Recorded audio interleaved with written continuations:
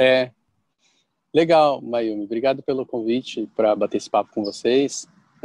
É, bom, eu e a Mayumi, a gente se conheceu lá num evento que teve em São Carlos, né? Um evento de biotecnologia, o ano passado, e onde eu apresentei um pouquinho, eu falei um pouco sobre biotecnologia e exploração espacial. Bom, para quem não me conhece, meu nome é Ivan Glaucio Paulino Lima. Não, foi na Jornada Espacial, né, no São José dos Campos. Eu falei sobre a missão espacial.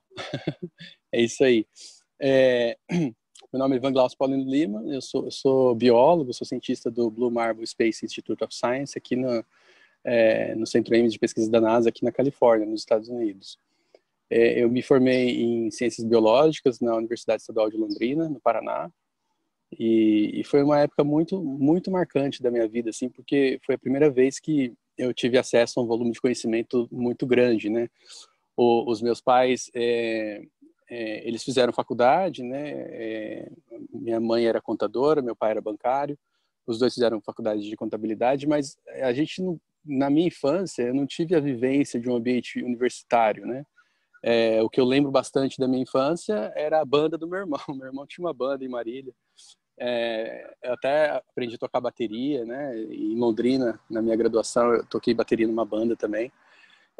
Então, não tinha muito essa coisa de ciência e ambiente universitário. Então, quando eu cheguei na universidade, que eu tive um contato maior, assim, foi muito legal. Na UEL tem uma biblioteca central, então ali integra todos os conhecimentos, né? Então, a gente tinha acesso a coisas de astronomia, e eu sempre gostei de astronomia. Eu lembro que na época do vestibular eu fiquei indeciso entre física, por causa da astronomia, e biologia, por causa da genética, e acabei escolhendo a biologia, né, para fazer lá na UEL. Também porque a astronomia não tinha muito lugar para fazer, né, era USP, Federal do Rio de Janeiro, coisas muito longe, meio fora do meu alcance para a época, né. Então acabei escolhendo biologia lá na UEL. E lá eu tive contato com professores excelentes, né. A Universidade Estadual de Londrina tem uma formação bastante diversificada, né, bem ampla e aprofundada dos conhecimentos de biologia. Tem muitos colegas meus muito bem sucedidos, né, trabalhando no exterior, em instituições importantes no Brasil também, universidades. Então tive a oportunidade de fazer estágio, né, de pesquisa em várias áreas, e tinha uma disciplina optativa que era relacionada com o que a gente conhece hoje como astrobiologia, né, que era a origem da vida e teleonomia da matéria, professor Bruschi, que eram assim, eram aulas, aquele tipo de aula que você tem liberdade para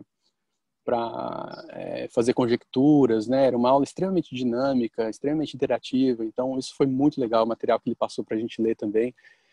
Então foi um período que abriu muito a minha mente, assim, né, para novos conhecimentos, novas possibilidades. E no ano que eu entrei na faculdade, fiquei sabendo da existência do Instituto de Astrobiologia da NASA, em 98, né? Mas naquela época, imagina, eu fui ter a minha primeira conta de e-mail, eu estava no segundo ano de faculdade, né? E era aquele tipo de conexão bem ruinzinha, né? Aquela conexão por telefone. Então, a maior parte do conhecimento que eu tinha de astrobiologia no começo era nos livros de astronomia, nos últimos capítulos dos livros, em inglês, né? Tinha conteúdo de astrobiologia. E aí eu fui me aprofundando cada vez mais sobre astrobiologia, né? Claro que na UEL não tinha nada formal de astrobiologia, de disciplina, né? Então, foi tipo um conhecimento que eu fui adquirindo meio paralelamente, né? Os estágios curriculares, né? E minha paixão só foi aumentando, né? Pela caráter interdisciplinar da astrobiologia, de estar sempre na fronteira do conhecimento, e por poder investigar as questões mais profundas da curiosidade humana utilizando o método científico pela primeira vez na história da humanidade. Então isso eu já sabia que era isso que eu queria fazer, né, para minha carreira, né, ia tentar buscar criar oportunidades o máximo possível para tornar isso uma realidade. E aí, né, na hora de fazer o meu mestrado, eu dei continuidade à minha pesquisa durante a graduação, né, do meu estágio minha dissertação de trabalho de conclusão de curso, que foi desenvolvendo metodologias de transformação genética para fungos controladores de pragas da agricultura, né, entomopatogênicos. Foi também um período muito legal com a professora Márcia Cristina Furlaneto, lá em Londrina, que eu devo muito assim do meu aprendizado da rotina de laboratório, né, da importância de ser criterioso, controlado, ter um caderno para anotar tudo certinho, né, fazer os controles experimentais e buscar desenvolver a pesquisa passo por passo, né, buscando responder cada etapa do trabalho para não se perder no meio do caminho, né? Então foi um aprendizado muito importante que fez diferença no sucesso da missão espacial que eu trabalho hoje, né? Que é a missão PowerCell, né? Que a gente pode falar mais a fundo, mais para frente aqui na nossa conversa. Fui fazer o doutorado na Federal do Rio de Janeiro, que também aí foi um momento de decisão assim de carreira da minha vida. Foi assim, eu sabia que doutorado era uma coisa que ia definir, né, a minha linha de pesquisa. Então eu queria que fosse na área de astrobiologia, mas não tinha muita opção no Brasil. Felizmente, em 2006, teve o primeiro workshop de astrobiologia brasileiro de astrobiologia na UFRJ. Então teve pesquisadores estrangeiros que vieram dar as palestras em inglês, o workshop foi em inglês, né? E foi onde eu conheci minha supervisora de doutorado, a professora Cláudia Lage. E a gente bolou um projeto de doutorado que foi para testar os limites de sobrevivência de micro-organismos extremófilos contra a radiação encontrada fora da Terra. E foi muito bacana, né? Porque era um projeto extremamente desafiador, que envolvia contato direto com engenheiros, com físicos, para desenvolver toda a instrumentação necessária para simular ambientes extraterrestres. E eu tive também a oportunidade de passar um ano na Inglaterra, na Open University, fazendo doutorado de sanduíche lá. E não só lá, né? O meu supervisor de lá, o Nigel Mason, ele tinha contatos com vários pesquisadores na Europa, então eu fiz experimentos na Dinamarca, na Itália, na Irlanda do Norte e na Inglaterra, né? E foram os experimentos que mais significativos assim do meu doutorado, onde a gente publicou 2 artigos, tem um para sair agora, ainda 10 anos depois da minha defesa. Então, quando eu voltei para a minha defesa, eu soube que a minha atual supervisora, que agora é minha monitora técnica, né, aqui na NASA, a Lynn Rothschild, ela ia estar no Brasil para um evento do IAG, né, Escola Avançada de Astrofísica, em São José dos Campos, né, um evento que ia ter de uma semana lá, uma escola avançada de astrobiologia. E aí eu fiz coincidir a data da defesa da minha tese com o período que ela está no Brasil. E aí o FRJ lá no Rio de Janeiro teve que pagar a passagem dela só de São Paulo para o Rio de Janeiro, que é uma coisa corriqueira, né? E também facilitou o fato do doutorado em biofísica que eu fiz lá na FRJ ter uma avaliação nível 7 da CAPES, então onde tinha vários pesquisadores que falavam inglês e concordaram e fazia a arguição da minha tese em inglês. Então isso possibilitou que tivesse um membro estrangeiro na minha banca da NASA, né? Então eu fiz a apresentação com os slides em português, não, acho que foi slides em inglês, mas falando em português, que era uma regra do Instituto, mas aí a arguição foi em inglês e claro que a versão escrita teve que ser bilíngue, né? Para a Lynn poder avaliar. Ela gostou do projeto, vi um projeto de pós-doutorado para a CAPES, consegui uma bolsa no ano seguinte, em 2011. Nesse meio tempo, eu fui professor temporário de bioquímica na UEL. Então foi legal também ter contato com os meus professores de graduação, como meus colegas de trabalho, né, na ocasião. Então foi muito legal. E aí saiu o resultado da bolsa, né, que foi aprovada em 2011 e vim para cá em 2011, em agosto, 22 de agosto de 2011. Comecei os meus trabalhos aqui na NASA. Então tá fazendo quase 9 anos que eu atuo aqui na NASA, né? Fiz o meu projeto de pós-doutorado e depois disso, em 2015, recebi o convite para trabalhar numa missão espacial, que é um satélite alemão que o pessoal lá da Agência Espacial Alemã convidou a NASA para colocar um experimento ali, para pegar uma carona, né, com o lançamento que eles já iam enviar. E o nosso projeto foi selecionado, o projeto da Lynn, né, que eu estou como co-investigador principal, para testar a performance, né, o desenvolvimento, o crescimento de micro-organismos em microgravidade, e a gente aproveitou para colocar um experimento de transformação genética em órbita pela primeira vez. A gente conseguiu montar esse experimento e conseguir os primeiros resultados muito bons.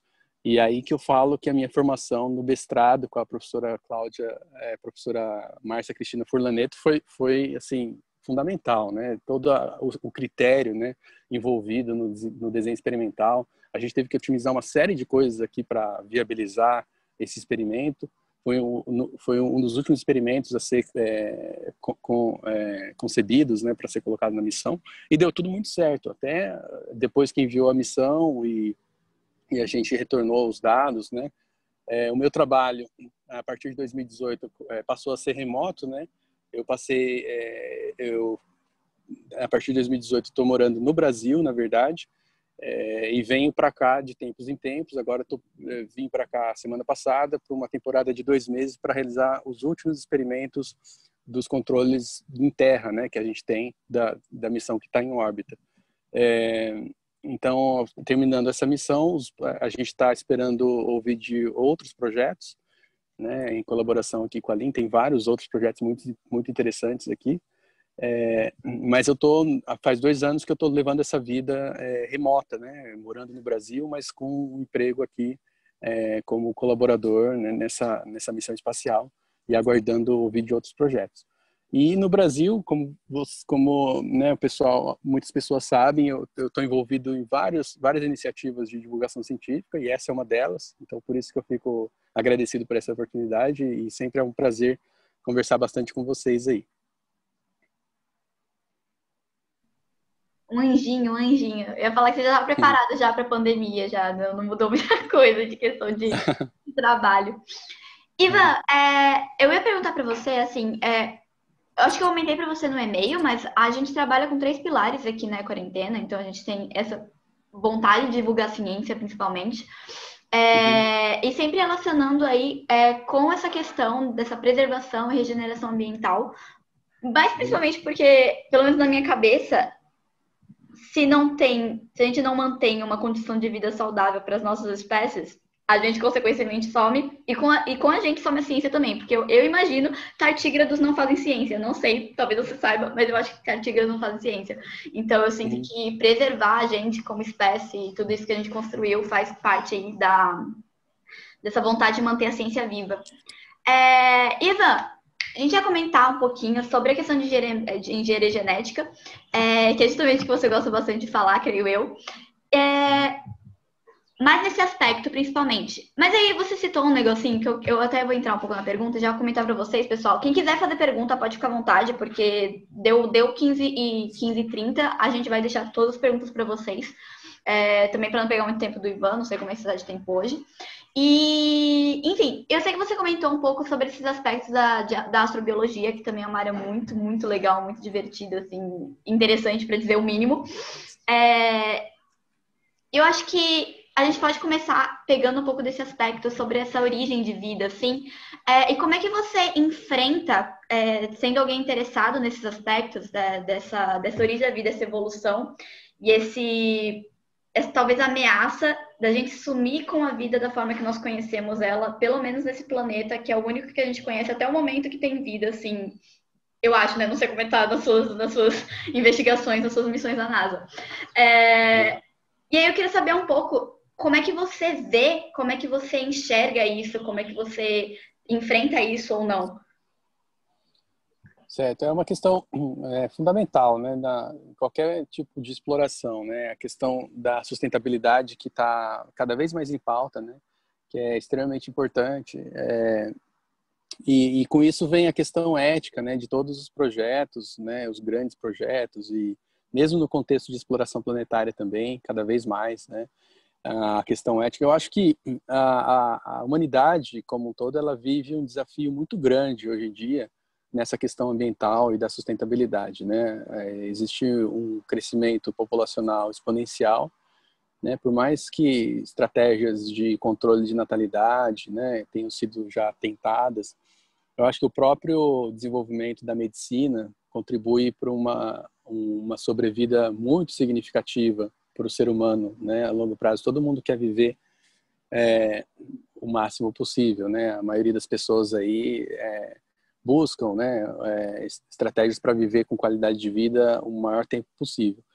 E é um direito de todo mundo, né? Direito à vida, né? Direito a ter uma qualidade de vida mas isso está sendo cada vez mais um desafio muito grande do ponto de vista ambiental e social também, né? O acesso aos recursos, acesso aos direitos básicos, né? Então é um desafio muito grande que a humanidade tem. Por outro lado, existe a questão do desenvolvimento tecnológico, que tem grande potencial de possibilitar que esse desenvolvimento aconteça de uma maneira satisfatória, né? Uma maneira cada vez mais sustentável. Existem formas de energia limpa, né? Energia solar, energia eólica, né? Cada vez mais presente aí. Empresários, né, do setor privado, como Elon Musk, tem aquela Solar City, tem grande potencial de fornecer, de captar energia solar, né, e pelo menos contribuir significativamente para resolver o problema da questão da energia, que está na base, né, de qualquer processo industrial, qualquer processo, qualquer coisa que atinja uma grande parcela da população mundial, né. E você mencionou origem da vida, né? O conhecimento que se tem hoje, né? Cada vez mais a gente tem avançado o conhecimento sobre os processos bioquímicos relacionados à vida e tentado montar cenários onde seja possível que isso tenha ocorrido no passado.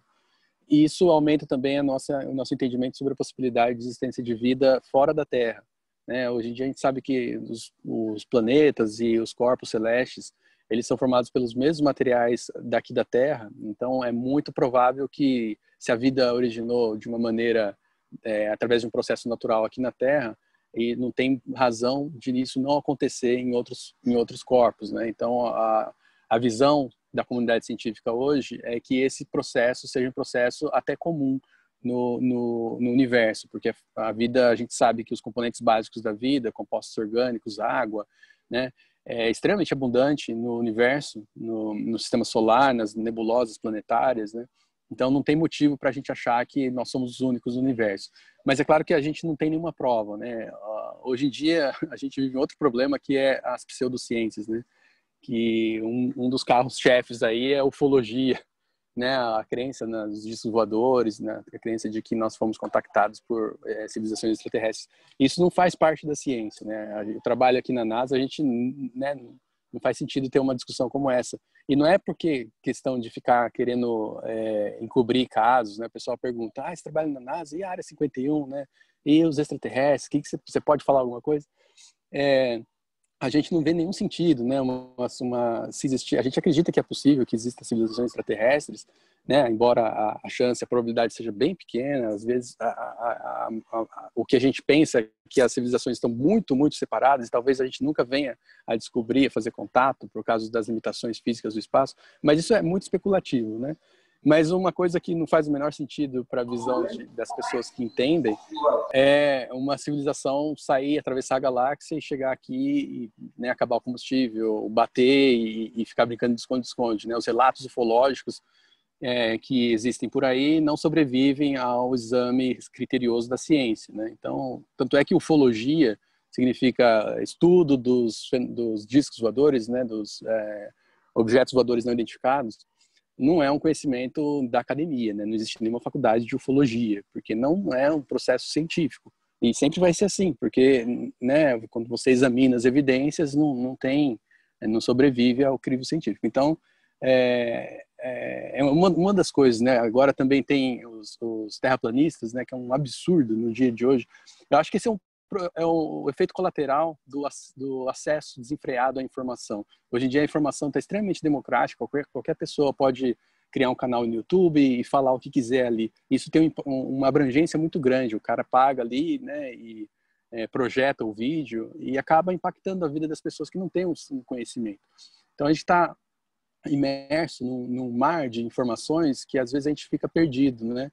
Então, outro desafio para a humanidade é você saber escolher as informações, saber o que faz sentido ou não, e para isso é preciso saber examinar as informações, saber pensar, né? Então, o Carl Sagan, que é um dos maiores divulgadores de ciência de todos os tempos, ele falava que a ciência é um modo de pensar. Você tem que saber pensar para saber se uma coisa faz sentido ou não. Isso é um desafio tão grande, tão presente que a gente está vivendo no momento de hoje, no mundo inteiro, especialmente no Brasil, né?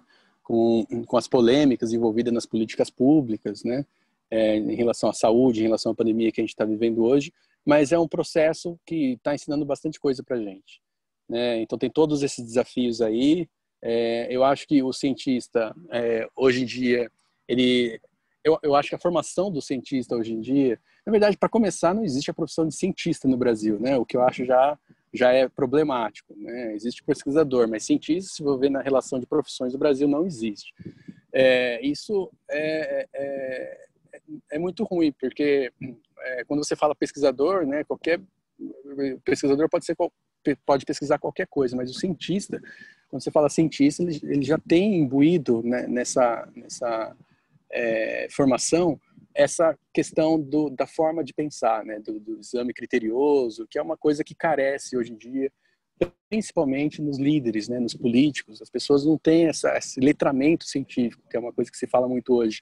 O letramento científico, uma pessoa não precisa ser cientista para ser letrada cientificamente. Uma coisa que o Neil deGrasse Tyson também, que é considerado um discípulo aí do Carl Sagan, fala muito do letramento científico. Então esses são os desafios da humanidade que a gente vive hoje, e por isso que eu acho que qualquer iniciativa de divulgação científica que se propõe a fornecer um esclarecimento maior para a população é extremamente válida e necessária no momento de hoje. Maravilhoso, Ivan. Você me deu muita vontade de conversar agora só sobre divulgação científica com você. Eu acho que dá pra gente abordar isso, vou pegar um pouquinho mais pro final, só pra gente não sair muito da proposta. E aí eu ia te perguntar, Ivan, antes da gente pegar as perguntas pessoal, gente, quem quiser mandar pergunta, eu botei no chat, mas quem não quiser botar no chat, quiser falar, fica à vontade. Eu ia perguntar, Ivan, pegar um pouquinho, abordar agora essa relação do ser humano com a até então recente descoberta. Eu não sei se dá para falar que é tão recente assim, mas talvez comparado a outros ramos dentro da biologia e da engenharia, né, no caso. Falar um pouco sobre a nossa relação como ser humano, ser pensante, mas mais sobre o aspecto ético e sobre essa... Como eu vou dizer isso? Vai. Eu sinto que quando a engenharia genética ela meio que ela chegou como um ar de a grande salvadora, assim. Então ela é capaz de detectar todas as doenças, alterar o ser humano para seres humanos mais imunes, etc, etc, etc. E aí eu ia perguntar um pouco do que você acha, e eu acho que até é legal a gente abordar também nesse sentido da informação e da disseminação de informação, e se ela talvez de fato tenha esse potencial, ou se foi muito afobado a forma como a gente recebeu esse novo ramo. Uhum. Bom, certamente a engenharia genética ela trouxe vários benefícios para a humanidade, né? A biotecnologia de uma maneira geral, né? Por exemplo, não só a engenharia genética, né? Fertilização in vitro, né? Existem milhões de pessoas que nasceram por causa da fertilização in vitro. Se não houvesse fertilização in vitro, milhões de pessoas hoje em dia não teriam nascido, né? E essas pessoas fazem contribuições nas suas diversas áreas de atuação, né? Imagina, milhões de pessoas no mundo inteiro nasceram por causa da fertilização in vitro e continuam nascendo, né? A engenharia genética. A engenharia genética tem vários produtos da indústria biotecnológica que beneficiam a humanidade diretamente, né? Um exemplo clássico é a fabricação da insulina recombinante, né? Que salva a vida de milhões de pessoas também, de diabéticos no mundo inteiro. Até o surgimento da insulina recombinante, utilizava-se a insulina purificada de carne de porco. Então, matava o porco, pegava o pâncreas, né, purificava lá a insulina de porco e funcionava até certo ponto para algumas pessoas, né? A insulina recombinante é uma insulina humana mesmo, que foi clonada em E. coli, e a E. coli produz aquilo, né? Existem várias indústrias e num volume muito maior e num custo muito maior, então tem uma abrangência, um potencial de impactar uma grande quantidade de pessoas e por isso dá uma perspectiva muito realista de sobrevida com qualidade de vida para milhões de pessoas no mundo inteiro. Então a engenharia genética, né, com certeza trouxe muitos benefícios, mas qualquer tecnologia ela não é ruim ou mal por si. O que é ruim ou mal é o uso que se faz da tecnologia. E o exemplo que eu costumo dar é um revólver, né? Um revólver é a arma o pessoal fala assim, nossa, tem que desarmar, não sei o que. Eu concordo também, né? A arma é sempre perigoso. Mas se você deixar um revólver em cima da mesa e não fizer nada com ele, ele não vai disparar, não vai matar ninguém. E também não vai defender. Então, ele não vai ser nem agressivo, nem defesa, né? Então, a tecnologia em si, ela não é boa nem má. O que é bom ou má é o uso que se faz da tecnologia. Então, o poder, ele traz responsabilidade. Então, a tecnologia, a biotecnologia, a engenharia genética, ela tem um poder muito grande de beneficiar o ser humano, mas também tem um poder muito grande de causar consequências até imprevisíveis, né, que a gente ainda está estudando, né? E uma evolução da engenharia genética é a biologia sintética, né? Hoje em dia a gente é capaz não apenas de ler o código genético, mas de escrever outros códigos genéticos que nem existem na natureza, criar novos circuitos genéticos para aplicações inimagináveis, né? Limitadas apenas pela nossa criatividade. Então, as consequências são também imprevisíveis. E é por isso que eu falo que a ética ela tem que estar sempre junto com o cientista. Porque o cientista que tem o poder de desenvolver uma tecnologia, ele tem a responsabilidade de ter a consciência das potenciais consequências da tecnologia que ele está desenvolvendo e, ao longo do desenvolvimento dessa tecnologia, criar políticas públicas, políticas reguladoras do uso da tecnologia. Um exemplo também que eu gosto de citar bastante é o desenvolvimento da tecnologia nuclear. A tecnologia nuclear tem um potencial devastador, né? Como a gente já viu em acidentes nucleares e em bombas nucleares, né? Mas também tem o potencial de fornecer energia. Por exemplo, a França não tem... o relevo da França não é favorável ao uso de hidrelétricas, né? Que é um tipo de fornecimento de energia mais limpo. Então, eles usam muitas usinas, acho que 70% da energia da França vem de usinas termonucleares. Então, tem o potencial de beneficiar muito a humanidade. Mas você não vê aí, tipo, a comercialização de produtos de elementos radioativos, né, utilizados na indústria de fornecimento de energia radioativa, é extremamente controlado, extremamente regulado, né? Então, é um exemplo aí de uma tecnologia que desenvolveu junto com a regulamentação, né? Então, essa questão da engenharia genética e biologia sintética tem que ter o envolvimento de cientistas comprometidos com a ética, né? De pessoal que estuda bioética e o próprio cientista também, né? E o diálogo com a população tem que estar sempre aberto, né? É claro que isso levanta sempre suspeitas de aplicações militares, né? De aplicações mais com consequências devastadoras, mas é o preço que a gente paga pelo desenvolvimento.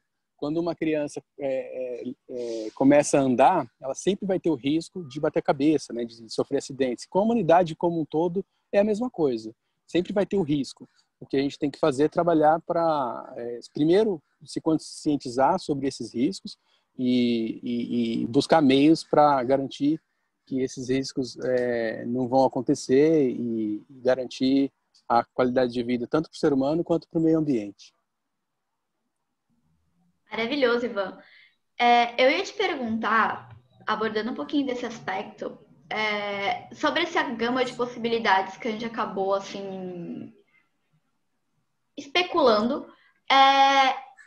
Uma delas, que eu lembro que quando eu era mais nova, estava estudando genética no ensino médio, e aí acabou vindo à tona essa ideia de, porque futuramente a gente vai ser capaz aí de talvez até reviver espécies extintas, e goes on, né? E aí, uma dessas perguntas que me veio é se talvez essa possibilidade inconscientemente faz a gente, como espécie, ligar menos. Então, se acabar mico-leão dourado, acabou. Depois a engenharia genética se desenvolve, a biotecnologia se desenvolve e a gente revive, traz de volta aí. Oi, mico-leão. E aí eu queria perguntar se você sente alguma coisa do tipo, se você acha que faz sentido ou se muita especulação. Essa questão de reviver, né? O pessoal chama de de-extinction, né? Você desextinguir uma espécie, né? Eu acho que não faz muito sentido ter esse pensamento, não é muito grave você extinguir uma espécie, porque a engenharia genética vai lá, faz um clone. Teve a ovelha Dolly, né? Que foi clonada, acho que acho que foi final da década de 90, 98 também, sei lá, 97, a clonagem da ovelha Dolly. eu acho que não faz muito sentido porque tudo isso é muito custoso, né? É muito mais fácil você estabelecer estratégias de manejo sustentável das espécies do que você tentar reviver espécies depois que ela foi extinta. Então, é por isso que eu acho que a questão da sustentabilidade, né, ela prevalece sobre a questão da possibilidade de você interferir de uma maneira mais drástica, utilizando biotecnologia e engenharia genética para reviver espécies. Eu acho que isso, esses projetos, né, de grandes museus de reviver mamutes, né, espécies ancestrais, eu acho que é mais uma tentativa de demonstrar a tecnologia do que de você criar um novo ambiente para os mamutes ou, né, colocar em zoológicos. Eu acho que a ideia não é essa. A ideia é só uma questão de demonstrar, fazer uma demonstração da tecnologia para pesquisa também. Por exemplo, neandertais, né? Você conseguir reconstruir o genoma. Claro que se você não vai fazer um neandertal, né? Mas você conseguir reconstruir o genoma para entender migrações das populações humanas, doenças, genética humana e assim por diante. Eu acho que é mais uma questão científica do que usar essa tecnologia para uma intervenção mais drástica aí relacionada ao ambiente. Isa, eu já pensando assim, pensando nas três gamas, né, essas três esferas principais aí que estão juntas, querendo ou não, ou pelo menos que rodeiam muita ciência em específico, falando dos interesses que a economia e a política vêm em cima desse desenvolvimento tecnológico na engenharia genética, o que tem influenciado, eu estou falando de Jurassic Park aqui, o que você acha, quais seriam essas pretensões, assim, com esse desenvolvimento e talvez até pensando assim, já voltando já para a parte assim de sobrevivência da espécie humana, eu sei que tem muitas, na verdade, uma parte dos cientistas já, eu imagino que exista muito investimento em cima disso. É menos sobre como manter a Terra como a gente conhece, mas já como vamos sobreviver com uns 1 grau a mais aí na temperatura média do planeta. E eu fico pensando assim, como que a engenharia genética ela pode contribuir com isso, e se tem já pesquisa assim, pegando ela nesse ramo específico, falar, vamos achar uma solução aí em cima dela. Eu acho que em termos de engenharia genética está muito longe ainda de você conseguir editar o genoma humano para ser mais adaptado a um clima mais quente. Eu acho que está bem longe. Eu acho que é muito mais fácil a gente dar uma segurada aí nas emissões de carbono, né, na industrialização, nos processos aí de civilizatórios, né, como a gente conhece, utilizando fontes esgotáveis de energia como o carvão e o óleo, né, mudando para energias mais limpas, do que você pensar em estratégias de engenharia genética. Eu acho que está longe ainda. Mas eu não acho impossível, né, por mais especulativo que isso possa ser. Eu acho que algum dia a gente vai ter capacidade de fazer edição genômica do ser humano para ter adaptações assim que a gente nem imagina hoje. Acho que o ano passado, ou 2 anos atrás, não me lembro, teve os pesquisadores chineses que fizeram a edição genômica do embrião humano para se tornar resistente ao HIV, né? E foi uma coisa, se pensar, né, de um ponto de vista mais neutro, assim, uma coisa boa, né, para o ser humano, mas que teve alguns percalços aí em relação aos comitês éticos de pesquisa, né? Então, ou seja, ele furou um pouquinho ali o controle. Mas né, não deixa de ser um exemplo aí de uma aplicação prática e benéfica da edição genômica para seres humanos. Isso traz também todo aquele problema, né, da possibilidade de aplicações não tão benéficas. Você mencionou sobre a interferência da política, né, no desenvolvimento científico. Infelizmente, a ciência, hoje em dia, acho que sempre foi, né, muito dependente de governos, né, porque os projetos mais impactantes são os mais caros, os que dependem de financiamento público e em muitas ocasiões, isso acaba sofrendo efeitos políticos, né? Hoje em dia existe esse caráter infelizmente, né, presente na ciência, que é a mercantilização da ciência, né? Muitas pesquisas sendo feitas, pesquisas pagas, né, e exemplos de fraudes científicas, né? Essas são coisas que precisam ser combatidas, né? Isso não invalida a ciência. Eu acho que esses exemplos, eles são diferentes da proposta da ciência. E por ser diferente, eles ganham muita notoriedade. E por ganhar muita notoriedade, eles acabam levando ao descrédito da ciência. Então as pessoas ficam desconfiadas, quando vê um resultado que não agrada, fala assim, mas essa pesquisa aí foi paga, né? Então tem que ter um exame, né? Tem que ter um critério, né? Tem que investigar a fundo, saber as fontes, examinar se é aquilo mesmo, né? Antes de tirar conclusões. E a gente, como eu falei, né? A gente está imerso hoje em dia num mar de informações que a gente não sabe nem se procede, nem de onde vem, a gente fica cada vez mais perdido.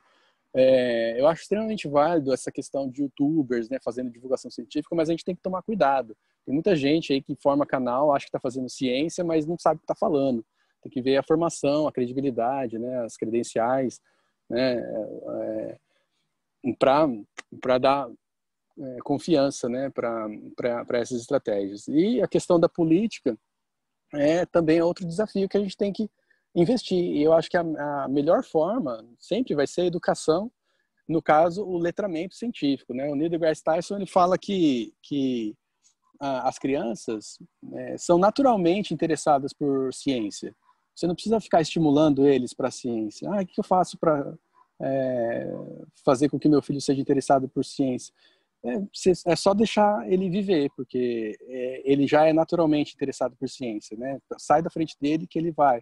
O que precisa urgentemente é fazer o letramento científico dos adultos, que são os que criam as leis, né? O Neil deGrasse Tyson falou assim, eu não sou tão paciente assim para esperar a criança crescer para mudar o mundo, já vou ter morrido, né? Eu quero mudar a visão de mundo dos líderes, né? Dos políticos. Então, eu acho que esse é um caminho, né? Na verdade, é o único caminho para você mudar essa questão da interferência política no processo científico, né? E isso tem reverberações aí diretamente na questão de políticas públicas, especialmente na área da saúde, que é o que a gente está vivendo mundialmente, né? No caso dessa pandemia.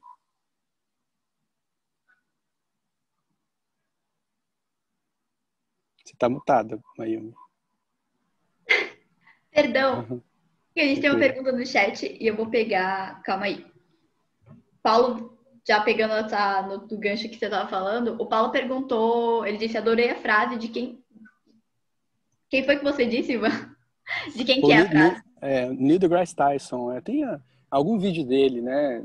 Coloca no YouTube lá. Science for Kids, Neil deGrasse Tyson. Eu acho que ele vai falar, vai aparecer lá nos primeiros vídeos, vai ter essa frase dele. Ele falou assim, I'm not that patient, né? Eu não sou tão paciente assim para escrever, para esperar a criança crescer, né? A criança já é naturalmente, né? Deixa eles, vamos focar nos adultos, porque eles criam as leis, né? Eles que, né, regulamentam.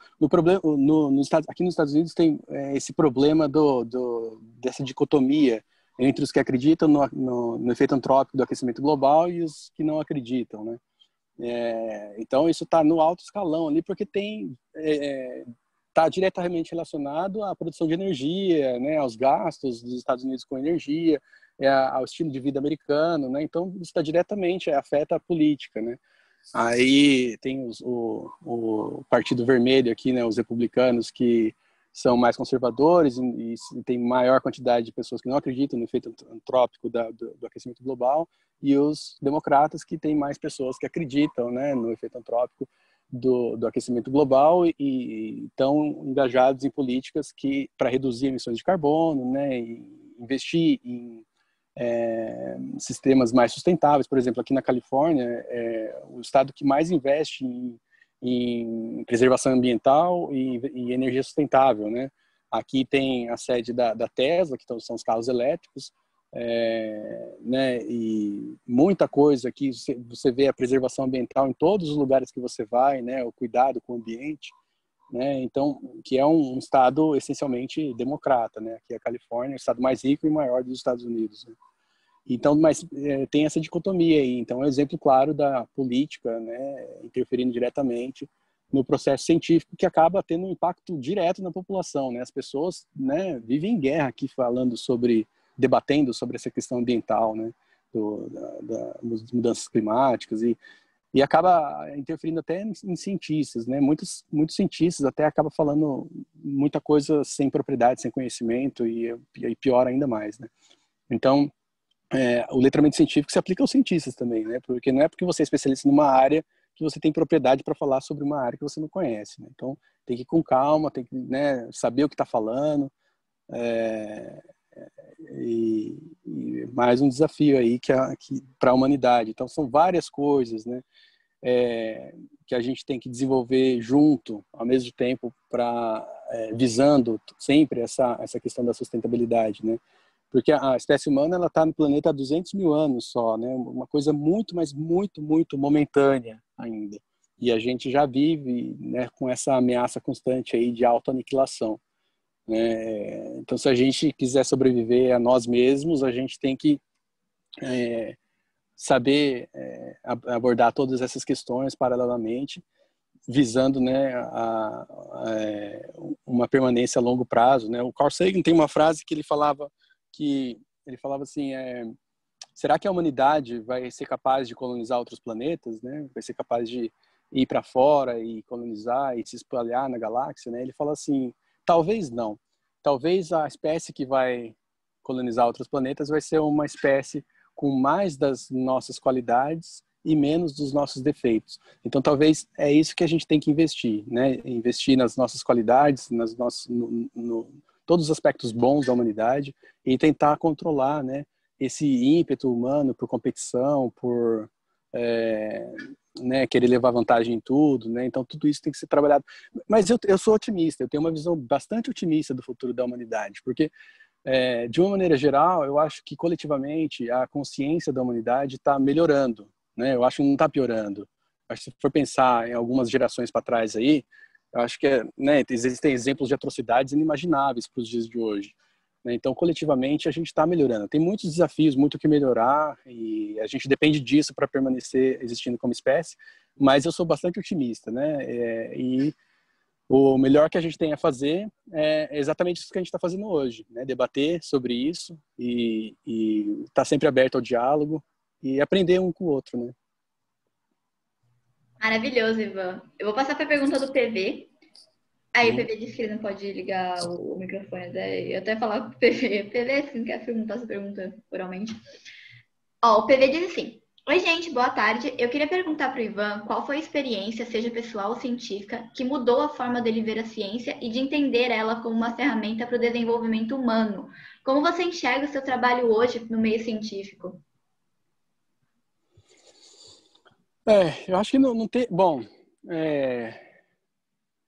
existe uma experiência que eu passei, que foi quando eu observei Saturno pela primeira vez no telescópio, né? Que eu vi que todo aquele conhecimento que a gente aprendia na escola, né, nos livros, era uma coisa que estava acontecendo a todo momento, né? Saturno realmente está lá, girando em volta do Sol. Eu estou vendo aqui ao vivo, né, nesse instante, por esse telescópio. Então foi um momento assim de catarse, onde eu percebi, né, que a realidade cósmica, né, existe a todo momento. E isso trouxe um senso de responsabilidade muito grande e de admiração para o ambiente, para a natureza, né, de conhecer cada vez mais, né, de saber cada vez mais o meu papel, né, e por causa dessa expansão da consciência, vamos chamar assim, eu resolvi, né, seguir o caminho da ciência e exercer um papel responsável como cientista, né, de conhecer cada vez mais o mundo e traduzir esse conhecimento, né, que eu vou formando ao longo da minha carreira para o público em geral, através dessas iniciativas. Então, se for falar de uma experiência transformadora, foi essa observação de Saturno através do telescópio que eu tive pela primeira vez no meu primeiro ano de faculdade, né? Eu já estava lá na frente. Eu acho que se isso acontecesse quando eu fosse mais jovem, né, com criança, teve alguém que falou aí no chat que a irmãzinha de 6 anos estava ouvindo com ela, a Maria, né, Maria Leonor. Um abraço para sua irmãzinha de 6 anos. Se eu tivesse 6 anos, e tivesse essa experiência, talvez eu tivesse antecipado algumas etapas da minha carreira, né? Tivesse aproveitado melhores oportunidades, tivesse quisesse saber mais de novas oportunidades, talvez seria um catalisador na minha carreira, né? Porque essa questão da curiosidade, como eu disse, qualquer criança é curiosa. Eu sempre fui muito curioso, pegava brinquedo e desmontava para saber como é que era, né? Isso é uma coisa inata de qualquer criança. Então, se você deixar a criança seguir a curiosidade, né? A gente é muito preocupado a criança quebrar, a criança se machucar, mas faz parte do processo, né? Então, se a gente deixar a criança, eu acho que a gente dá mais chance para ela aproveitar melhor as oportunidades. E eu não estou falando aqui só ser cientista, né? A pessoa pode ser curiosa em qualquer área. Por exemplo, meu irmão é músico, né? Meu irmão ele é professor na universidade aqui em Nova York, tem mestrado e é músico profissional de vocação. Com 6 anos ele já tocava, 6, 7 anos ele já tocava em aniversário, violão e tal. E meus pais, eles sempre deixaram a gente muito à vontade para explorar as coisas, né? Dentro das limitações deles. E meu irmão, ele foi curioso na área de música, né? Então ele seguiu esse caminho e se desenvolveu. Então, eu acho muito importante essa questão de dar asas à imaginação das pessoas, das crianças, né? E deixá-las investigarem, explorarem o mundo, fazerem as suas próprias descobertas. Maravilhoso, Ivan, maravilhoso. A Fran tinha uma pergunta. Fran, pode desmutar o microfone, fica à vontade.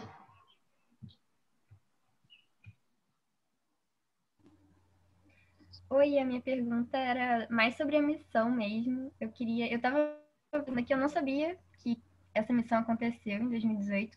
E eu estava vendo que foi para testar os efeitos da gravidade nos experimentos biológicos, né? E eu queria saber, como é que fazem isso? Eu acho que não tem gente dentro do foguete, né? Eu queria saber como é que isso acontece, como é que vocês analisam os dados.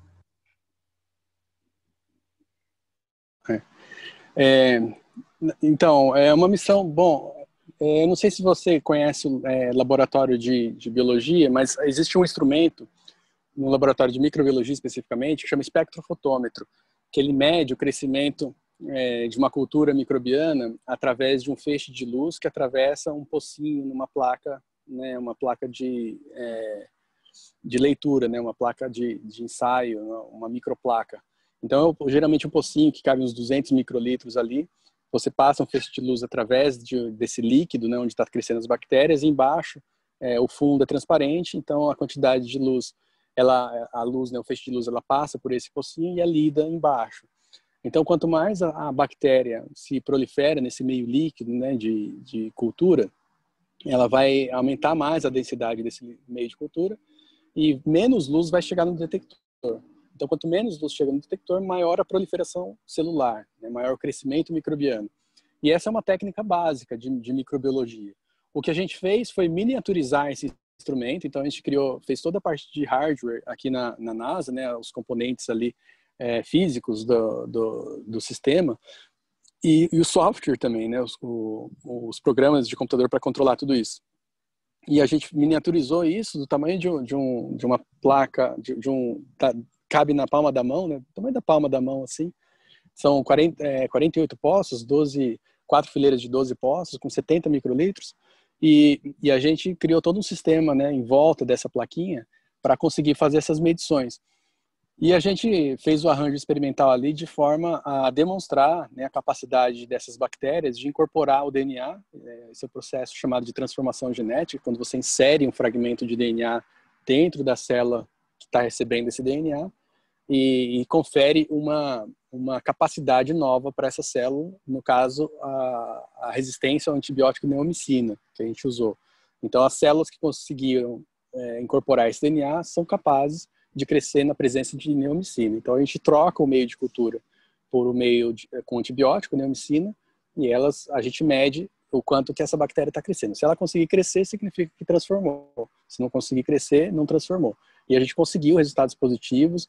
Nessa missão espacial, na verdade, não é tripulada, né? O foguete lançou o satélite está em órbita da Terra, a 600 km de altitude, dá 16 voltas em torno da Terra por dia, O tempo de execução do experimento é da ordem de algumas semanas até 3 meses, né? Dependendo do experimento que a gente colocou ali. Além da transformação genética, tem produção de proteínas, crescimento de bactéria baseado em lisado celular e o nosso controle experimental. Então, é basicamente simples. O arranjo experimental é basicamente bem simples, assim. Mas o que a gente está fazendo ali está fornecendo respostas que vai ser importante para a exploração humana do espaço profundo no futuro. Porque a gente está demonstrando que é possível a gente usar processos biológicos como transformação genética, né, para melhorar a performance de micro-organismos para viabilizar essas missões de longa duração. E aqui eu estou falando no futuro, né, usar micro-organismos para produzir várias coisas que serão úteis para uma missão espacial, né, pensando mais para frente, né, no aumento da sofisticação cada vez mais desses tipos de experimentos, para a produção de comida, né? Hoje em dia, micro-organismos são utilizados em várias indústrias aí alimentícias, né?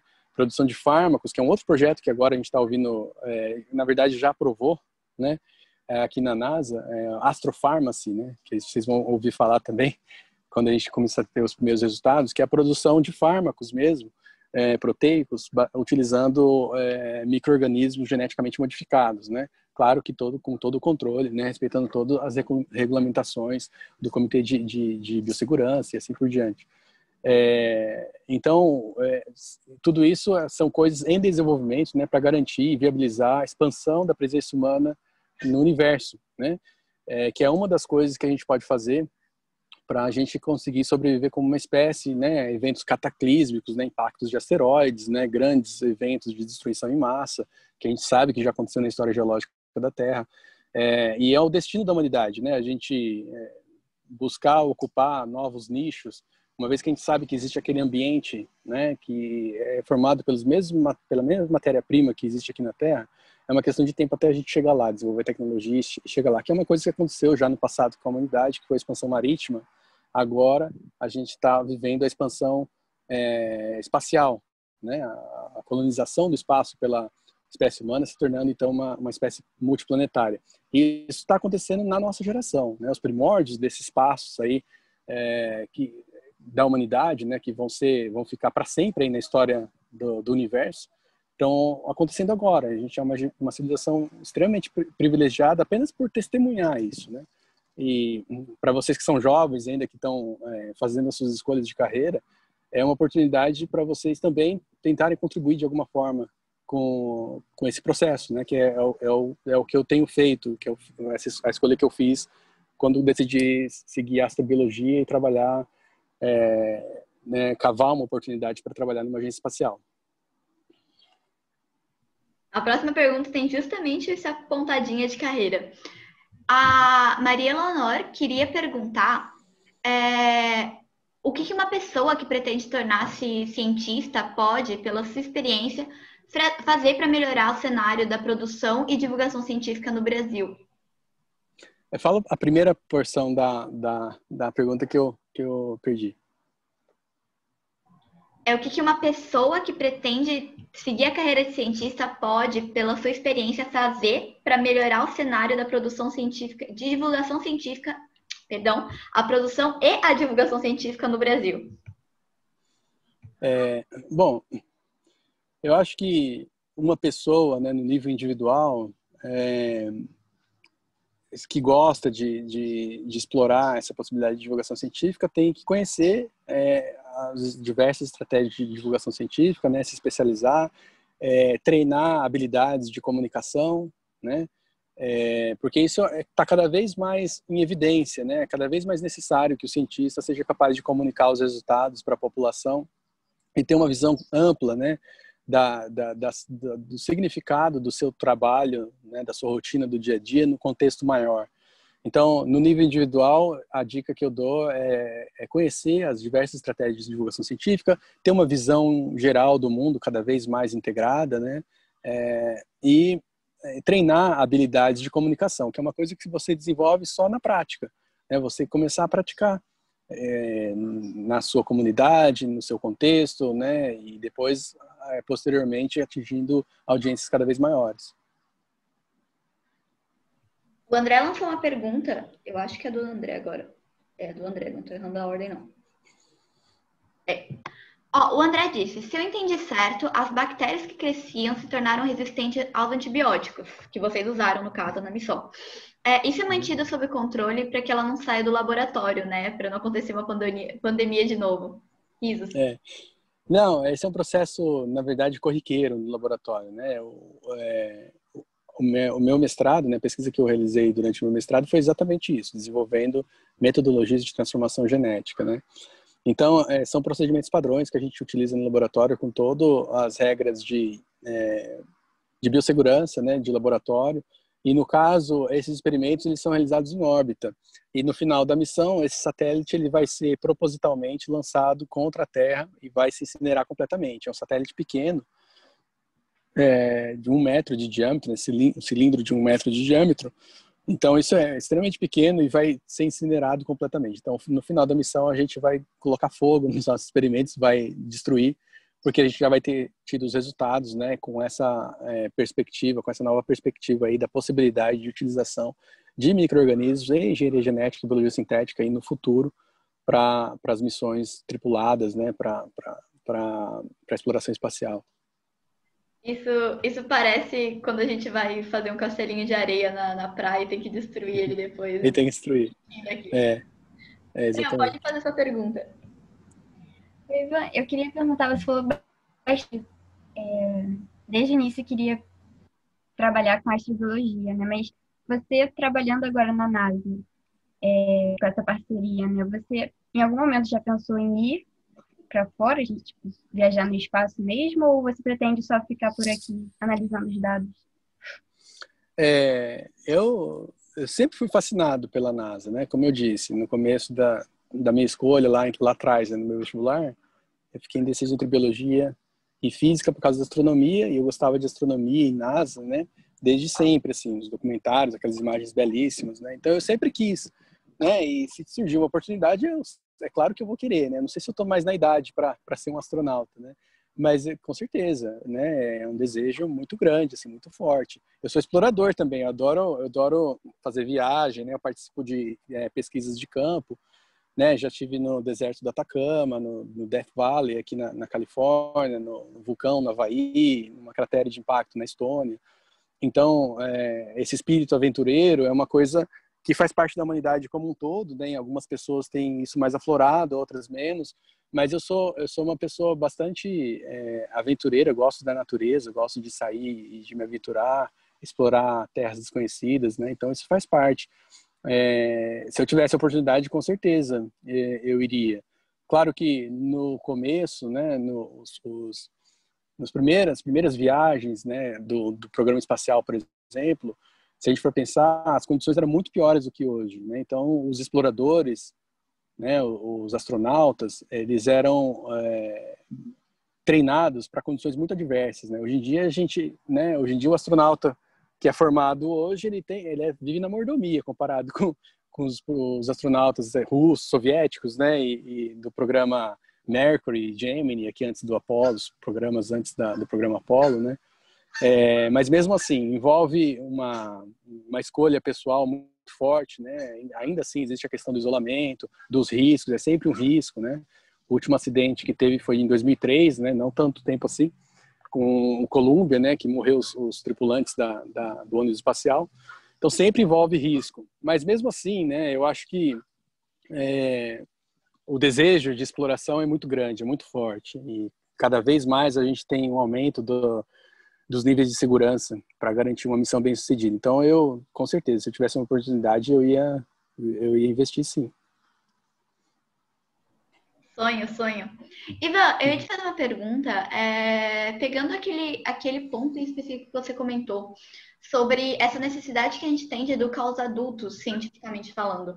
E de que forma a gente pode fazer isso? Porque eu sinto que, por um lado, a academia demorou muito para abrir espaço, assim, para as pessoas, entre aspas, comuns, pelo menos aqui no Brasil, né? Eu sei que mais nos países do norte tem aí uma cultura meio mais voltada à divulgação científica, mas aqui em específico no Brasil, eu sinto que houve um atraso, assim, talvez pela a nossa história, assim, como colônia, e de que educação era somente direito de quem tinha dinheiro, tinha condições, assim, em partes ainda é. E aí eu fico em dúvida com você, assim, porque com a ascendência agora dessas redes sociais, internet, principalmente o WhatsApp, né, parece que os adultos só olharam pra gente, até em 2010 eles chegavam na gente e falavam, olha, não acredita tudo que você recebe na internet. E aí deu 10 anos depois certinho, não sei o que aconteceu, assim, revirou, assim, muito, muito fortemente. Então, tipo, a sua tia me mandou que jogar vinagre na garganta mata coronavírus, sabe? Tá, esse tipo de coisa. Eu sinto que é um desafio muito grande, assim, de nós educarmos os adultos, sabe? Não sei se eu não sei aguentar. Não, eu concordo que é um desafio muito grande. Eu acho que a humanidade como um todo ela está confusa com tanta informação. Mesmo as gerações mais conservadoras estão se deixando levar por coisas que você fala assim, meu, não é possível que acredita nisso, né? Eu acho que um caminho é você tentar resgatar a criança que existe no coração de cada pessoa, né? Porque existe sempre a questão do fascínio. Então, eu acho que quando você atinge o coração de uma pessoa, você tem, as ações daquela pessoa passam a ser a partir dela mesma, né? Você não precisa ficar controlando aquela pessoa. Então, eu acho que a gente tem que bolar estratégias de atingir o coração dessas pessoas. Eu sei que isso parece muito romântico, mas eu acho que é uma coisa, é a estratégia mais efetiva. Porque uma vez que você transforma o coração de uma pessoa, ela vai por iniciativa própria buscar o caminho que o coração dela está mandando, né? Tá direcionando ela. Agora, como atingir uma pessoa que tem um coração de pedra, né? Então, esse é o grande desafio. Eu não sei responder essa pergunta, mas eu acho que é uma coisa urgente, que a gente tem que tentar investir, bolar estratégias, né? Eu não sei se é a única, né? Pode ser que tenha outras mais emergentes, né? Mais emergenciais aí, porque tem pessoas que você fala assim, meu, não tem a menor chance de convencer ela por questão do fascínio do universo, né? Mas, não sei, a gente tem que bolar estratégias. Essas pessoas, elas não são sozinhas no mundo, né? Elas têm amigos, têm parentes, têm filhos, têm pais, né? Que influenciam elas. Então, de repente, convencendo pessoas do entorno, ou então tentando estabelecer políticas mais efetivas, né? De letramento científico. Mas, eu não sei, eu pensei em fazer workshops para políticos de letramento científico, né? Mas o político, geralmente, ele tá interessado só no que tem a ver com a política, né? Então, de alguma forma, talvez tentar ligar isso com a própria política, né? Aumentar as chances, né? Falar assim, ó, se você for letrado cientificamente, você tem mais chances de se reeleger. Sei lá, alguma coisa desse tipo. Né? O que eu sei, eu concordo plenamente com o Neil deGrasse Tyson, que a gente tem que mudar a mentalidade dos líderes, dos governantes. Perfeito, Ivan. O André queria perguntar. André, pode ligar o microfone.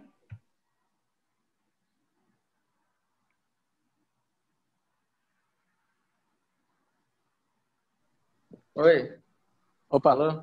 Tô ouvindo Bem? agora, André. É que eu tô sem fone de ouvido e eu tô tendo que botar um negócio na orelha porque eu não tô escutando. Aí Tá bom. meu celular tá meio ruim. Mas então, eu queria fazer um comentário, assim, né? Eu não sei se a Mayumi me conhece, né? Eu sou da igreja católica, né? Mas eu não sou um cara conservador, né? Na verdade, eu sou um cara, assim, bem... converso com todo mundo, assim, não sou fechado, né? E eu sei que a igreja, ela tem documentos, né? Oficiais, né? Da Cúria Romana, né? Do Vaticano, que comentam sobre questão de manipulação genética, né? Inclusive, eu tenho alguns, já li alguns, né? Bem interessante, assim, né? Ela trata muito dessa questão ética que você abordou muito bem, assim, né? A engenharia genética não é boa nem má, o que a gente tem que fazer é com que as pessoas saibam usar ela, né? Isso. E como ela colocou... E eu queria saber se você recebe ou já recebeu alguma notícia de que alguns fundamentalistas religiosos tentam difamar alguma forma desse trabalho, assim, nesse sentido, né? Porque, assim, oficialmente a igreja não é contra, mas eventualmente aquelas pessoas mais radicais, assim, mais sectárias, tentam deturpar, né, esse trabalho que no fundo é importante, né, e que às vezes as pessoas acham que é como se fosse querer brincar de Deus ou querer estragar a humanidade. Você fala especificamente do caso da engenharia genética, né? Isso. Tá, manipulação de pessoas, assim, né, em genes das pessoas, né, em especial. Então, você falou da Igreja Católica, né? A Igreja Católica, ela cada vez mais, né, tem se envolvido e se comprometido com as questões científicas, né? Desde da polêmica lá com Galileu, com a evolução científica, né, do método científico e tal. A Igreja Católica, ela tem o Observatório do Vaticano, que tem astrônomos famosos que fizeram contribuições científicas significativas aí para a área da astronomia. A Igreja Católica, ela está, em relação a outras religiões, ela está bastante alinhada até com o desenvolvimento científico, né? A questão da evolução darwiniana, né? Que tem o aval do Vaticano, o Big Bang, né? Tem em vários aspectos a Igreja Católica, comparando com outras religiões, tem um alinhamento até expressivo com o desenvolvimento científico. Nessa questão da engenharia genética, não deixa de fugir dessa tendência, né? Ela faz reuniões de astrobiologia também, a NASA em parceria com o Vaticano, né? O Vaticano tem o seu próprio observatório lá na Itália, tem parceria com o Observatório do Arizona, então faz reuniões científicas de uma maneira geral. Tem comitê científico lá no Vaticano, né, que discute essas questões, inclusive da engenharia genética. E eu acho que é um papel importante, né? A Igreja Católica tem um papel social significativo, né, na sociedade do mundo inteiro, especialmente no Brasil, que é o país com a maior população católica do mundo. Então, e é uma coisa que difere, como você mencionou, de outras religiões, né? Existem religiões aí mais fundamentalistas que, se você parar para investigar, você começa a perceber deficiências de letramento científico de uma maneira geral. Não? São as pessoas que não compreendem minimamente assim os conceitos científicos básicos, né? E tem na Bíblia a única fonte de verdade absoluta, né? E desconhecem qualquer outro tipo de fonte de conhecimento e acabam descredibilizando a ciência de uma forma geral e acreditando em remédios milagrosos, né? São as pessoas mais fundamentalistas, né? Eu acho importante esse diálogo com entidades com um impacto social específico, como a Igreja Católica, né? Eu acho que qualquer contribuição de qualquer setor da sociedade tem que ser levada em consideração, o diálogo tem que ser aberto, né? Com a população de uma maneira geral, e a Igreja não foge disso. Maravilhoso. Nossa, quanta informação que eu não sabia, eu tô tipo chocada, chocadíssima. Danton, você queria fazer uma pergunta? Pode ficar à vontade, liga o microfone. Sim. André, eu queria te parabenizar antes e agradecer pela conversa. É inspiradora a tua história. Eu aprendi um monte de coisa contigo que eu não fazia ideia. Muito obrigado pelo papo. E gostaria de te perguntar, porque recentemente teve o Felipe Castanhari, um youtuber brasileiro, ele criou uma série na Netflix de divulgação científica, com uma série de temas, tópicos relacionados à ciência. E rolou uma discussão muito... Desculpa. Mundo Misterioso, da Netflix. Mundo Misterioso? Tem um canal no YouTube que chama Mundo Misterioso, não tem? É dele, será? Não, do Felipe Castanhari é Nostalgia. Mas ele lançou uma série em conjunto com a Netflix. Depois pesquisa. Tá. É bem bacana. Uhum. E rolou uma série de discussões na internet, principalmente no Twitter, dos membros da academia e outros cientistas e historiadores também. Porque eles estavam falando que o Castanhari não tinha propriedade para discutir do tema. Por mais que ele esteja acompanhado de outros pesquisadores e cientistas, ele não tem a propriedade que um cientista tem. Ele não tem o currículo, não passou por toda aquela formação. Aí eu queria te perguntar, o que você acha desse tipo de pensamento da academia, de restringir a divulgação científica somente para membros da academia? Eu acho equivocado. Eu acho que assim, como eu falei, eu acho válida essas estratégias dos YouTubers, né, de uma maneira geral, do mundo inteiro, né, fazendo divulgação científica. Aqui nos Estados Unidos tem YouTubers ótimos, assim, fantásticos. Você fala assim, caramba, o cara tá, assim, examinando a questão um nível de profundidade que eu nunca vi, extremamente atual. Os YouTubers têm várias vantagens, né? Eles têm a liberdade de falar o que eles querem na hora que eles quiserem, do jeito que eles quiserem, sem ter amarras com instituições. Então, essa é uma grande vantagem já. Mas também tem alguns potenciais percalços aí, que são a questão da formação, que foi apontada por esse grupo aí que você mencionou, pelo que eu estou entendendo. Eu acho que a questão da formação acadêmica, da questão da autoridade, ela não pode vir, essa acusação, ela não pode vir desacompanhada de apontar os defeitos. Então, se você fala que uma pessoa não tem formação, você tem que falar por que ela não tem formação, onde está a deficiência dela. É muito fácil você falar assim, eu não vou nem ouvir o que ele está falando porque ele não é formado, porque ele não sei o quê. Então, examina, onde que está o defeito? Né? Onde que está a deficiência dele? Então, aponta, fala assim, isso aí está errado. O acadêmico, ele tem que ter a paciência, então, de falar assim, olha, eu admiro a sua vontade de divulgar científica, mas você tem que considerar que tal. O problema é que o acadêmico não tem muito tempo para fazer isso. Então, ele prefere, erroneamente, falar assim, eu não quero, isso que você falou não procede porque você não tem formação. Peraí. Então, fala para ele qual que é a deficiência, né? Porque se você simplesmente falar isso e virar as costas, você vai estar contribuindo para disseminação do erro dele também, não é? Então, se ele está errado, vamos examinar por que ele está errado, aponte a deficiência e mostre um caminho para ele, então, né? Para melhorar, né, a divulgação dele, então.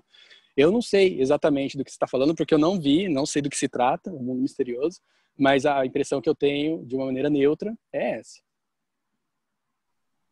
Mundo mistério. É Mundo Mistério Misterioso, nunca lembro exatamente o título. Mas é como se fosse um Cosmos, só que brasileiro, assim. Vou dar uma olhada. Tá na Netflix, eu vou ver. Tá. Muito, muito, muito bacana. Não, o Felipe Castanhari, de acordo com o que eu tenho de conhecimento sobre ele, é um youtuber com credibilidade, né? Então, vamos ver o que ele falou lá. Eu sinto que eu acho que a academia talvez esteja perdendo essa visão que ela tem de que você é da academia, nossa, logo vou lamber seu pé, sabe? Eu não sei, tendo uma rivalidade assim com essa democratização do conhecimento ao mesmo tempo. O Vinícius fez uma pergunta, e aí eu ia te perguntar, antes de a gente fazer essa pergunta, Ivan, como é que tá a sua questão de tempo, assim, se você quiser estender, se quiser que seja a última pergunta, como é que tá, assim? O tempo eu tenho, né? Aqui são 12h20 agora, aqui na Califórnia. O que tá acabando é a minha bateria, tá com 41%, mas tá bem, tá num ritmo assim. Faz quanto tempo que a gente tá aqui? Faz 1 hora que a gente tá aqui, diminuiu 60%. Então a gente deve ter mais um tempo aí. Se o pessoal quiser ficar, tá de boa. Eu aviso aqui se tiver na reserva a bateria aqui. O Vini perguntou, Ivan, você acha que às vezes a gente dá muita atenção à exploração espacial e pouca atenção à preservação do que já temos? Biologicamente falando, você acha realista uma colonização humana de outro planeta, caso uma catástrofe ambiental irreversível acontecesse daqui a um futuro não muito distante? Bom, eu acho que dependendo do caso, pode ser a nossa única opção, né? Pode ser que a gente tenha que investir todas as nossas fichas, né, numa estratégia dessa. Mas o que a gente está trabalhando é para que a gente não tenha que tomar uma decisão como essa, porque às vezes não dá tempo de você desenvolver tecnologia e tudo o que é preciso para fazer uma migração planetária, né? O que a gente está querendo estabelecer é novas moradas da humanidade no universo, para que a gente não tenha que tomar uma decisão que seja impossível, né? Eu não acho que a questão da exploração espacial ela é uma coisa que deve comprometer coisas da preservação ambiental. Eu acho que, na verdade, a exploração espacial, ela, na verdade, ela está diretamente relacionada com a preservação ambiental, né? Os primeiros satélites da NASA que foram lançados, eles não foram para outros planetas, para explorar outras coisas. Eles foram lançados na órbita da Terra para monitoramento do ambiente da Terra. E até hoje, né, existem dezenas de satélites da NASA, de outros países, do mundo inteiro, com o objetivo específico de monitorar a Terra. A NASA, inclusive, se você vê a missão da NASA, né, buscar lá certinho, a primeira preocupação da NASA é garantir a qualidade aqui do ambiente da Terra. A NASA, ela tem os olhos voltados primeiramente para a Terra, por incrível que pareça. Claro que, posteriormente, né, com o avanço da tecnologia, foi possível você estender esse objetivo para explorar outros locais do sistema solar.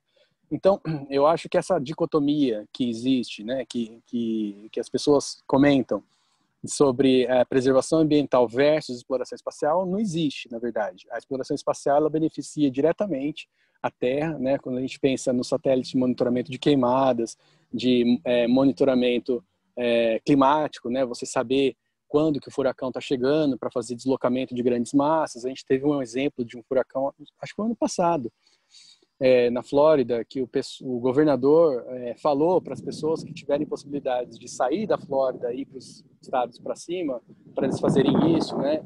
Você avisava a população para ficar em casa, porque vai vir um tornado gigantesco. Tudo isso é o quê? É o satélite, é produto direto da exploração espacial. Essa comunicação que a gente está fazendo, eu aqui na Califórnia, vocês todos aí, e a pessoa que me fez essa pergunta, fazendo essa pergunta para mim, é resultado direto da exploração espacial, né? Os satélites que possibilitam essa comunicação. Então, essa dicotomia é falsa. Não existe isso de, vamos pegar todo o dinheiro da exploração espacial e colocar tudo para a preservação ambiental.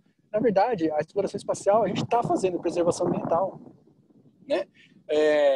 Quando a gente fala da expansão da presença humana para além da Terra, né, o que a gente está querendo é que a nossa espécie prevaleça, né, e sobreviva a um evento cataclísmico, e que a gente não tenha que desenvolver tecnologia em tempo que seja impossível, né? Vai vir um asteroide gigantesco aí, como já veio muitos, né? E a gente não tem nem como destruir ele e nem como, né, se esconder aqui, né? Se a gente tiver uma nova morada, a gente tem mais chance de sobreviver a uma coisa dessa. Tem condições de levar grandes massas, né, de bolar outras estratégias. Eu acho que a gente, como a espécie humana, como espécie, tem a responsabilidade ética e moral de perpetuar a sua própria espécie, né? Passar esse conhecimento, essa consciência sobre a existência da realidade para as novas gerações, e uma das coisas para se fazer isso é a exploração espacial, né? A gente garantir a nossa permanência aí, a nossa morada. E é uma coisa que vai acontecer inevitavelmente, faz parte do espírito humano. Essa questão da exploração, da curiosidade, da gente estar preparado para os desafios da realidade, do ambiente, né? A razão que nos trouxe até aqui hoje, né? Os nossos antepassados foram bravos o suficiente, foram engenhosos, foram exploradores para superar as limitações ambientais e fazer com que a gente existisse hoje. Maravilha.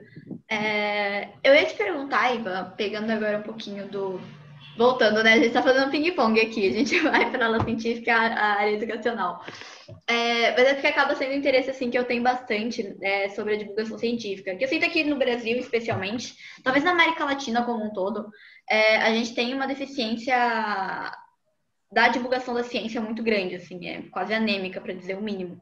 E eu sinto que a gente tenta fazer alguma coisa, mas acho que à medida que a gente vai, pelo menos no ensino médio, principalmente, nosso ensino médio, ele é voltado a uma prova, ele não é bem voltado à formação de pessoas, é voltado à formação no vestibular.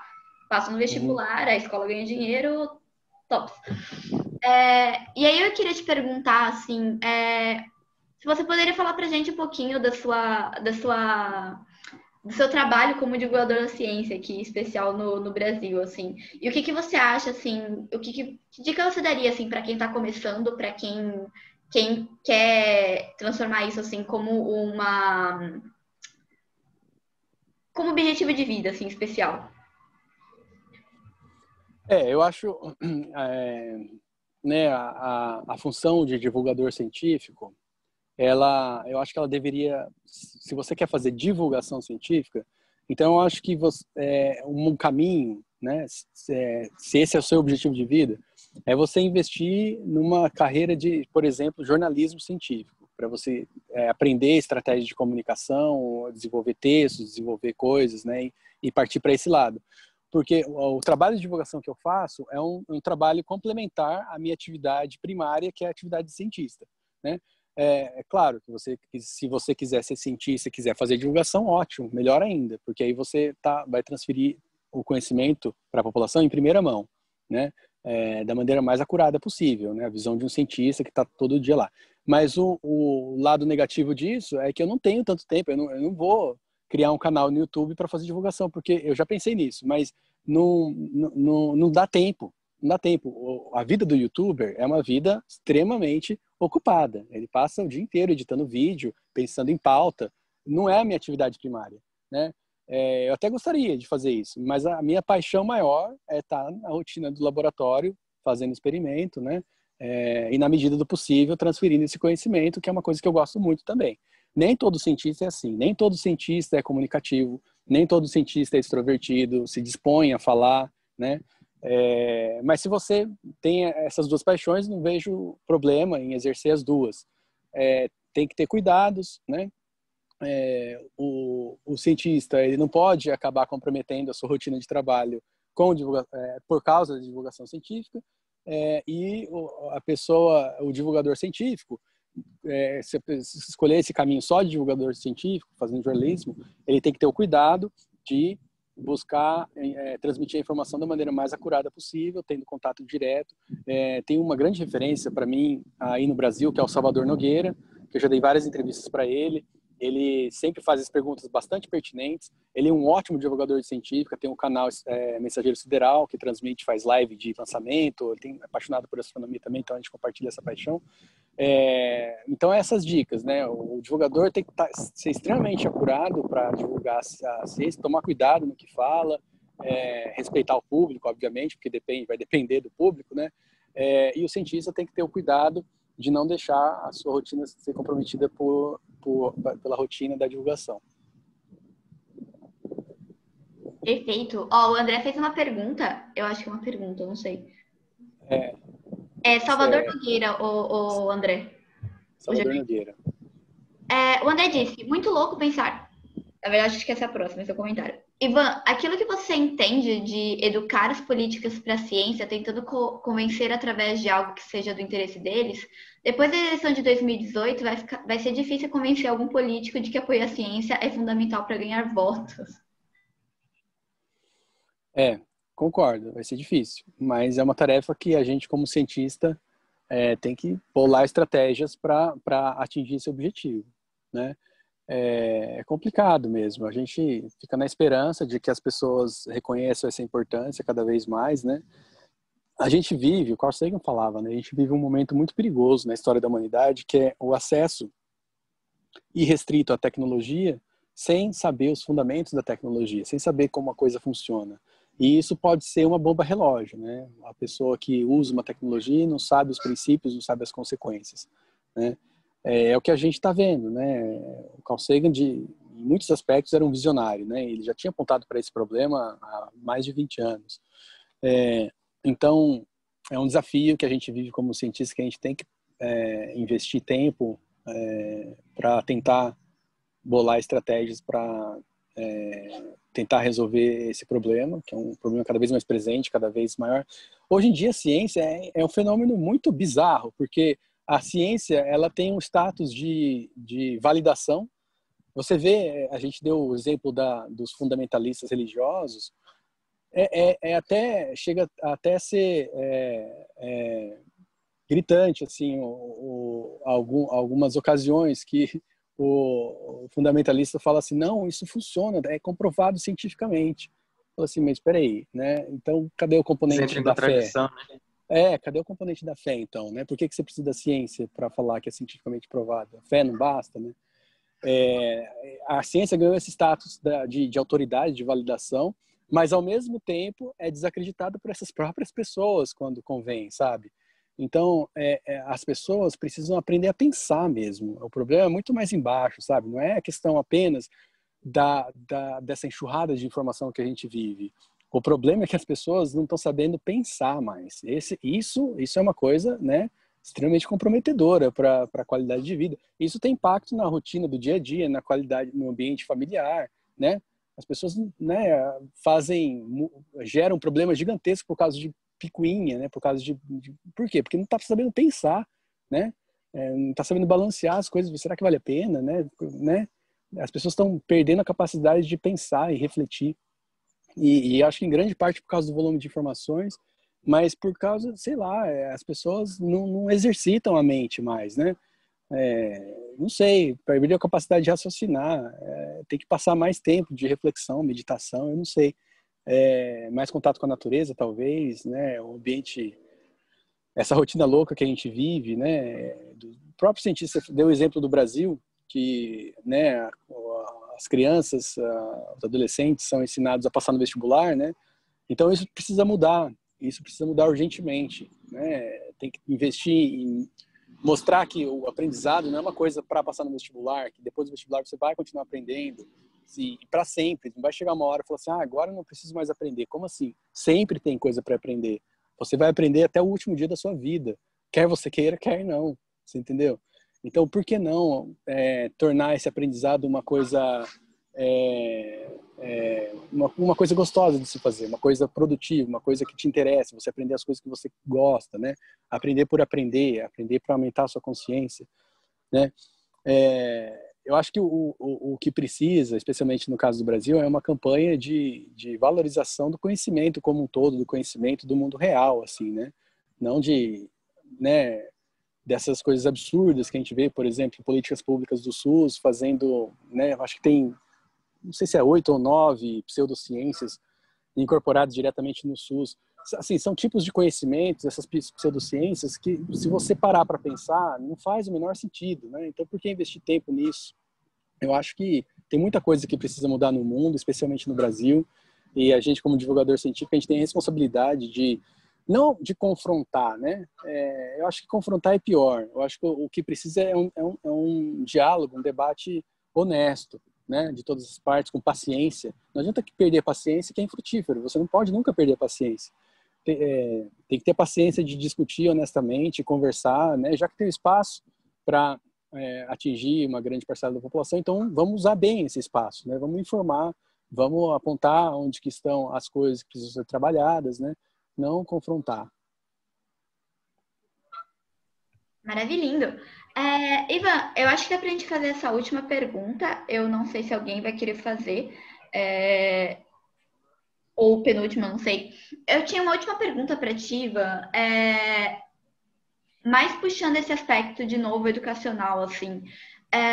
Como é que você acha que talvez a academia tem lidado, assim, pensando mais na pergunta do Danton, assim, como é que ela tem lidado, assim...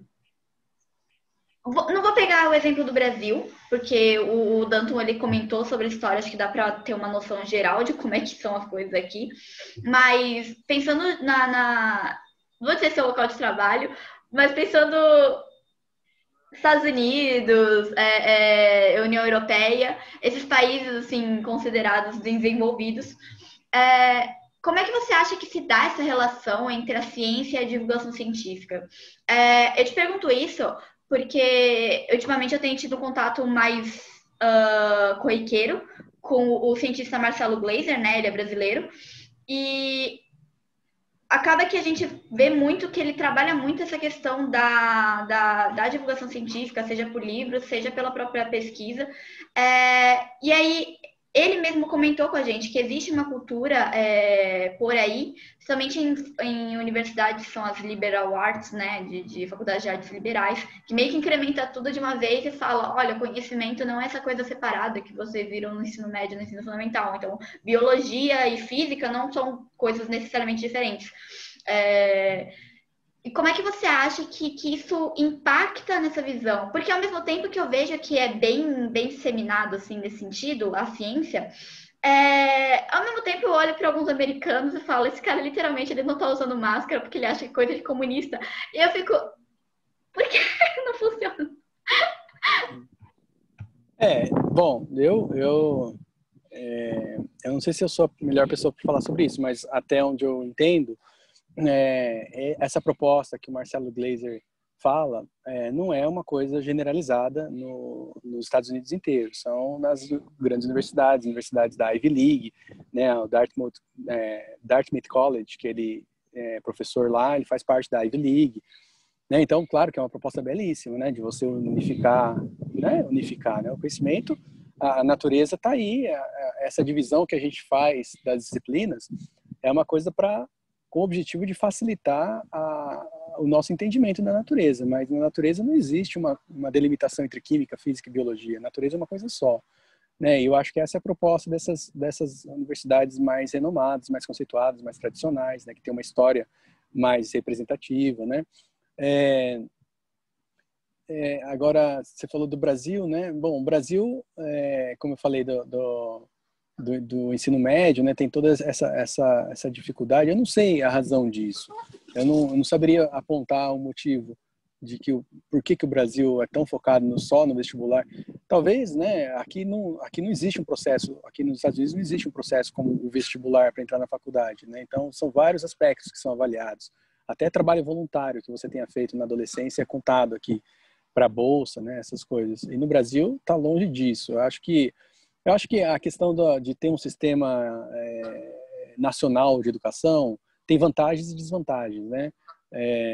Vantagem é você ter números, né, representativos do país inteiro, né, de maneira instantânea, mas tem essas desvantagens também de você impor uma condição que talvez não seja melhor para todas as realidades, né, de todo o país. Então tem muita coisa para ser trabalhada, né? Essa questão aí de como o conhecimento é oferecido. Deve ter raízes históricas, deve ter motivos para isso, né? O tipo de colonização que foi feita. Na Europa, né, as universidades, as instituições, todas as instituições, né, europeias são milenares, né? As universidades, elas são muito antigas. A primeira universidade, que até tive a oportunidade de visitar, a Universidade de Bolonha, na Itália, do século acho que 13, 12 ou 13, acho que século 12, Universidade de Bolonha. Assim, são coisas muito, muito antigas, muito tradicionais, né, com muita história, muita vivência, muita experiência, né? E esses países, né, a Europa, os Estados Unidos, eles têm essa questão da ciência muito mais ligada com o governo, né? O governo dos Estados Unidos tem representantes da ciência, bastante representantes da ciência. Pô, no Brasil, né, se for contar quantos políticos têm formação científica, quantos vereadores, quantos prefeitos, né? Até hoje em dia, nessa questão da pandemia, a gente tem visto muitas declarações de médicos que você fala assim, não é possível que esse médico está falando isso, né? É importante ressaltar que nem todo médico é cientista. Aliás, eu acho que a maioria dos médicos não tem uma formação científica. Até médico veterinário, médico, as profissões da saúde, né? Enfermagem, farmácia, não necessariamente são cientistas, não necessariamente têm uma formação com metodologia científica, que entendem o tempo, o custo, né, do processo científico. Então, isso é uma deficiência. Eu acho que três coisas, na verdade, que precisam: ética na formação de qualquer área científica, área relacionada às ciências naturais e da saúde, até ciências humanas. No que envolve ciência, você precisa ter ética, você precisa ter filosofia da ciência, né? Você saber por que você está estudando aquilo, e letramento científico, né? Você precisa ter metodologia científica, ética e a divulgação científica, né? O contato com a população. Porque você desenvolver uma carreira de medicina, ser um médico renomado, para chegar no final da carreira e não ter essa percepção de que o que você está falando não faz o menor sentido cientificamente, é um problema muito grave, porque esse médico é influente, esse médico vai influenciar diretamente o comportamento das pessoas, que pode ter consequências negativas até para ele, né, no futuro. Então, são muitos problemas aí que a gente precisa resolver, e a melhor maneira de você contribuir é você arregaçar as mangas e tentar fazer o seu papel na qualidade, nas condições que você tem, que o que a gente tem agora é, né, conversar sobre isso, debater, abrir espaço para conversar, e quem sabe futuramente algum de nós vai ter algum papel relevante aí no estabelecimento de políticas públicas e contribuir para tentar mudar esse cenário. Incrível, Ivan. Ivan, eu acho que a gente está chegando ao final aí, a gente vai dar 2 horas já aí de conversa. Eu não sei como é que tá a sua bateria agora. Peço desculpa. 19%. A gente tá finalizando na hora, então. Ivan, eu queria te agradecer muito, muito, muito por ter aparecido, por ter dado esse alô aí, a gente tava com saudade. É muito legal bater esse papo com você, porque eu acho que você tem uma mentalidade que é muito próxima, assim, do que a gente vive, do que a gente entende. Eu acho isso muito, muito bacana. E é uma comunicação, assim, que é aquela comunicação não violenta, assim. Ela pega na ferida e é importante, mas pega na ferida com cuidado, assim. Eu acho que isso é muito, muito, muito legal da sua parte. E é isso, eu queria te agradecer de novo, agradecer a todo mundo que conseguiu ficar até o final. O Ivan é um cara muito legal, assim, ele tem uma visão de mundo muito bacana. E é isso, Ivan. Tem algum recadinho para dar pra gente, por último? A mensagem que eu quero deixar é essa mensagem do diálogo aberto sempre, né, que é exatamente o que está sendo feito aqui. Sempre com muita paciência, muito respeito, né, tentando se colocar no lugar do outro, porque às vezes o outro está na boa intenção, né, e mesmo que esteja na má intenção, né, você tem que tomar cuidado para não piorar ainda mais a situação. Então, o trabalho de divulgador científico ele envolve muito isso, muito respeito, muita paciência, né, tentando sempre ver o bem maior, né, sempre tentar ver o lado positivo de toda a situação. E fazer o máximo dentro das nossas capacidades, né, das nossas condições, da nossa situação, para ter um efeito positivo no nosso entorno, né? E tendo essa visão, né, essa visão otimista, essa visão de progresso, né, essa visão de aproveitar o lado positivo de cada situação, eu acho que não tem outro desfecho senão o sucesso. Né? Porque o sucesso, ele não é uma coisa que você compra, não é uma coisa que você tem um título e por causa do título você vai ter sucesso. O sucesso é uma consequência da sua rotina, do seu dia a dia, do que você faz com amor, com paixão, do seu envolvimento, da sua consciência, do que você, da sua atuação, do que você pensa, do que você fala. Tudo isso contribui para o seu outcome, né? Ultimamente para o seu sucesso, né? Então, se você quer ser uma pessoa bem-sucedida em qualquer aspecto, em qualquer setor, né, em qualquer nível, em qualquer coisa que você esteja considerando, você tem que ter essa visão positiva, com respeito, responsabilidade, compaixão, paciência, né? Porque a gente vê muito do oposto de tudo isso no dia a dia, né? É uma coisa que a melhor forma de combater é você não adotando essa mesma postura. Então, essa mensagem que eu queria deixar. Perfeito, Ivan. Pessoal, muito obrigada. A gente diminuiu os números de papos do mês, né? Porque agora tá tendo essa reabertura gradual, não tão gradual assim, e não tão na hora certa. E a gente sabe que muitos de vocês, às vezes, já estão retomando aulas e tem reposição aos sábados. Meu irmão, por exemplo, vai ter que começar a aula e vai ter aula no sábado, remotamente, claro. Mas eu acho que deu pra gente aproveitar bastante. E, Ivan, eu quero agradecer você. De novo, você que é muito agradecimento, mas é meio difícil expressar em palavras, assim, essa gratidão. E é isso, gente. Um beijão, a gente vai ficando por aqui. E vejo vocês em outros papos. Valeu, Ivan. Falou, pessoal. Obrigado pela audiência aí. Tudo de bom para todos. Tchau, pessoal.